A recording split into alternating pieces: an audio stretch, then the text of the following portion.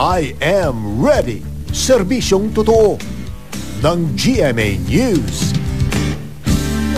Friday weather naman po tayo. Maghanda na kayo ng mga payong mga kakape. Ayon kasi sa datos ng Weather Central, kahit na maliwalas ang magiging lagay ng kalangitan, makararanas pa rin ang ilang bahagi ng Luzon ng minsang pag-ambon o di kaya mahihinang ulan. Kasama Metro Manila sa makararanas niyan hanggang weekend. Ayon naman sa Pag-asa, maapektuhan ang dulong bahagi ng Luzon ang tail end na isang cold front.